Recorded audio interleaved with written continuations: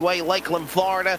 We have had awesome 3 heat races, clean and green, a little competition, little slide jobs, crossovers, and more. But I think, Cody, now we're going to get to the whip and get ready for this feature A-main 40 laps, and it should be interesting.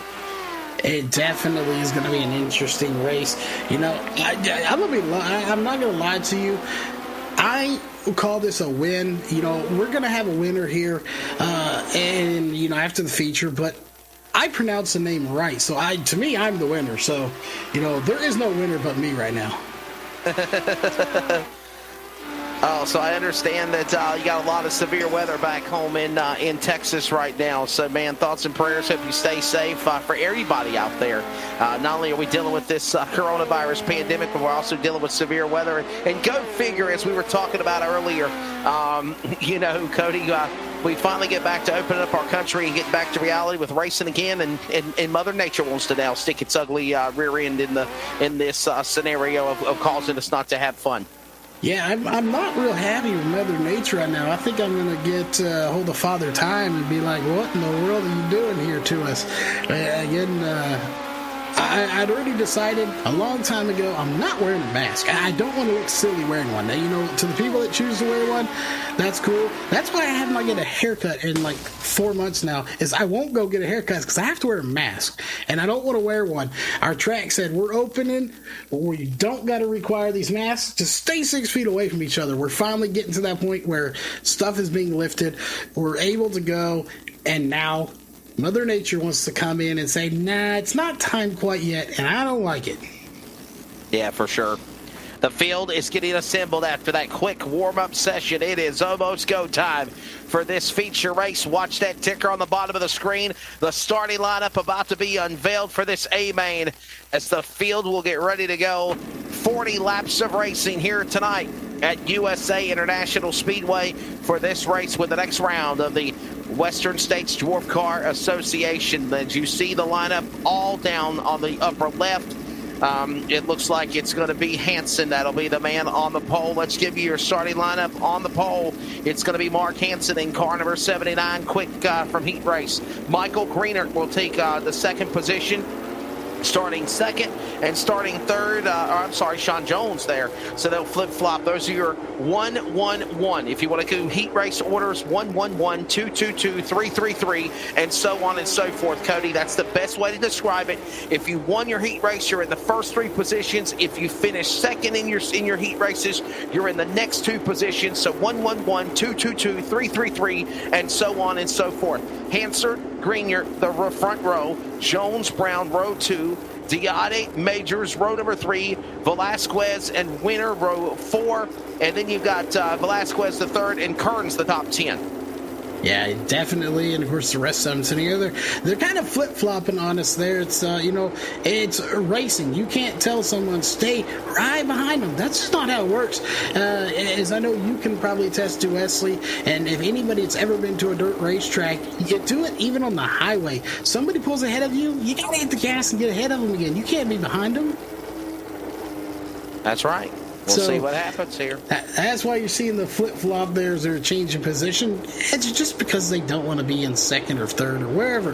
They want to get the upper edge. But now you see it kind of stop as we're going to get formation here for the green flag. And again, we're not on lap 2. That will reset, here momentarily, as we are about ready to take the green flag. Again, I always find it fun when we come to these midget races because the pace car is about double as big as the actual car itself. But regardless of that, green flag is out, and we are racing here at USA International Speedway dirt style, as it's going to be Hansen out front, followed by Greenert, Jones, and Majors. And we got a couple of cars I thought were wrecking. They're not. That is one thing about dirt racing. You know, our trigger for a caution. Oh, they're wrecking now. They are wrecking now. 3, 4, 5 slam into one another. And there was no call to caution yet. I think they kept going, no yellow, but that was the yellow car, the orange and black car. Was that the Audi? I think it might have been. Dottie's a yellow or a white car. I'm not sure who that was. We'll try to find out. Whoever was in the yellow and the black. car. There it is. There he is, right there. Darren Brown is the one that we saw there go for a little bit of a ride, but surprisingly somehow keeps it going. Again, these drivers are skilled. I would have wrecked that thing and been over the fence and into the grandstands. And no caution. Steve Green, just a scale there for that yellow number 11. As we're underway here for the Western States Dwarf Car Association main event, 40 laps at USA International on LSRTV as well as on the CRN Sports Network as they fight their way to the corner to the inside. The Haas entry number 14 diving off the corner. Diani, and now we have a caution on the speedway. Yellow flag number 1 will wave, and they'll slow down Hansen, Gerhard, Velasquez, and company with a caution. Here, find out where it was. There were a lot of cars involved in this. We'll see. We're going to go back here to Sean Jones. I believe this is roughly where this all started. And the number 80. Oh, and he spanked him. Sean Jones and everybody else piled into him. 2 or 3 more. The 57 got collected. Ow, I think that's a late hit. Ryan Diotti's car got collected. Ryan Diotti. And then... let's see another replay of it. For those that are listening on the radio network, we'll give you a better description of what happened. Jones' car up in the 1 and 2. Diani had nowhere to go. He plows into Jones, gets airborne. Everyone else got creeping, crawling inside and outside. As many slide jobs as they can to get around and avoid those 2 wrecked cars. And we go under the caution flag for the first time. First time a lot of guys going to come in and get repairs done. Someone who avoided all that because he wasn't anywhere near it, though, Wesley, that is going to be the 79 of Mark Hansen. He has been out front all race long as we are now on lap number 6. Of course, it'll kind of fluctuate, but that is the lap we are currently on. And I'm not seeing the scoring tower go completely bonkers here tonight. No, it's doing good. Don't jinx it. Don't jinx it. I don't know. I think they may be counting caution laps here tonight. Okay, maybe they are. So we'll see when they come to the line. I can't, again, that's a bit when they don't count caution laps, that's whenever the time of this one just goes bonkers, and it's just like, Wesley, I give up trying to call what the lineup is because it's constantly changing. But right now, it's actually being pretty nice. We're working under the caution on lap number 7 of 40. Wondering if caution laps are counted for this race. And indeed, they are going to be counting. It did not drop back. So that's, again, typically dirt racing, I don't want to see caution laps count. But this is one of those nights, it's not that I want to get this race over, but I want to get this race over. And it's not because it's a bad race, a boring race, anything like that.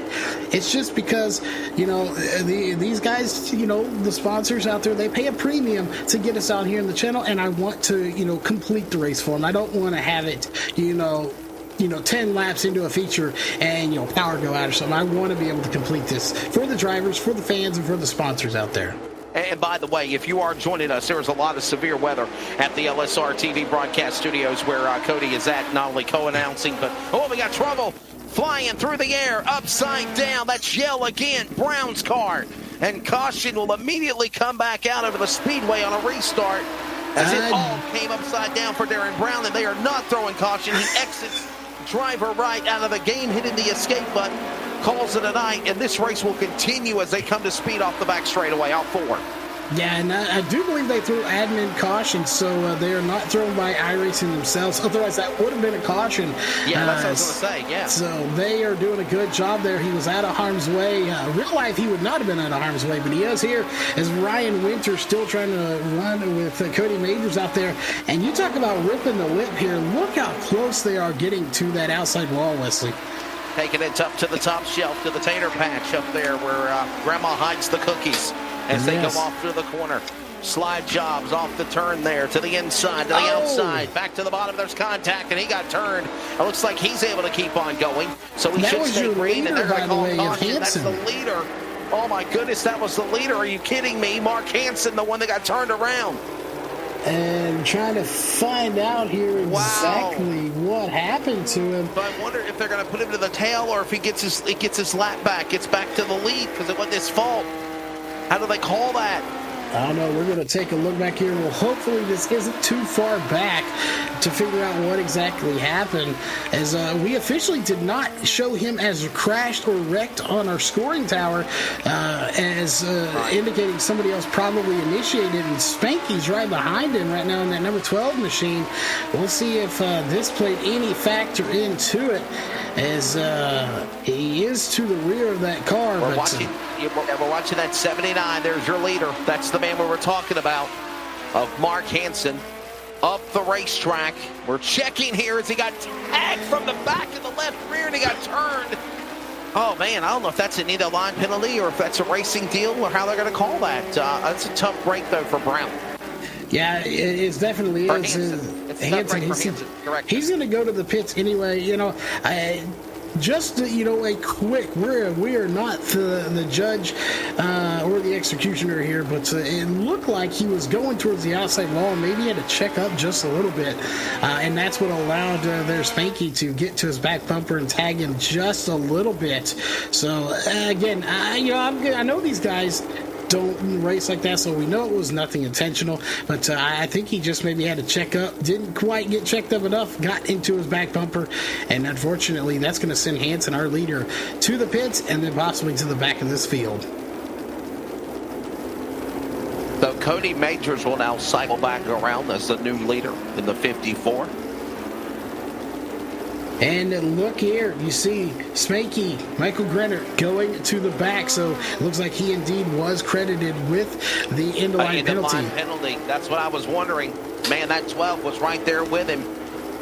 So Michael Grenner, one of the heat race winners, also tagging the heat race winner of the number 79 of Mark Hansen. So they're both going to be joining each other at the tail end of the field. That is unfortunate, especially when leaders get together like that. On the plus side, as we're getting ready to take the green here, at least we didn't see another Kevin Ramey incident there, and he didn't jump out of the car and just start welling him on the infield or in the end of the track. That's right. Let's get it back to green. They are scattered all over the racetrack, and I thought we had a couple of wrecking there. They'll hold it together back to speed. They slide job and roar in the corner. Crossover move, and Majors is there, and there's a little contact. Look out, the 31 into the 89, and then all came unglued from there. Sharim got back into the 89 to Davis, and they're still off the pace, but we do got a caution. I knew it was coming. Yeah, caution came out as we're trying to hunt down that number 31 machine, I believe it was, as we're trying the 31 car, Dylan Schramm, and the 89 of Colton Davis. They're the calamity, the causes of it. We'll see what happened here. On that snap-on number 31, and he goes to the pits. Says he's had enough of this. Yeah, well, he may have had enough, but we're just getting started here with the replay. As you see right here, this is where it started. He gives just a slight tap. Somebody bounced off another car. And everybody goes up top to miss him. The 29, a couple other cars crashing. We didn't even see that part. The 29 of the 41, that's Vernon Hubbard, and the 41 of Nick Velasquez. Yeah, and that's the cause of the caution as well. Yeah, we'll go back and take another look here at these other cars involved. This is Nick Velasquez in that number 41 machine. This is how he gets into it, as it's already started right there. Oh, and just clips the front there. I'm not even sure which car that is, as he proceeds to get back into him again after the caution was already out. So, the junkyard there in the corner, and it just began to build and eventually get enough parts out there to build a whole race car. So we'll get ready to try to reset them and go again here. Lap 16 of 40. LSRTV and CRN coverage of the Western States Dwarf Car Association. Cody Wooten, Wesley Outlet on the call. I'm sorry, Charles Wooten. He likes Charles on the broadcast call. Cody is during producer. But you're doing both tonight, so I got to call you Cody, Charles, Cody, whatever. Yeah, we'll go with both. Like I tell people all the time, you can call me anything you want, just don't call me late for dinner. So we'll see if somebody's... Yes, I do love me some chicken. A big shout out to Jeff Stabnow. He knows my addiction to chicken wings, and he tries to... he took care of us last night. He got us addiction to chicken wings last night for sure. He did indeed. The chicken wings will be flowing soon. And what will be flowing soon as well is going to be that green silky flag coming out this time by. Here they come. The pace truck will get ready to drop onto pit road here at USA International. Let's rest our voices and let you feel the thunder Dwarf car style on LSRTV and CRN. They're at speed.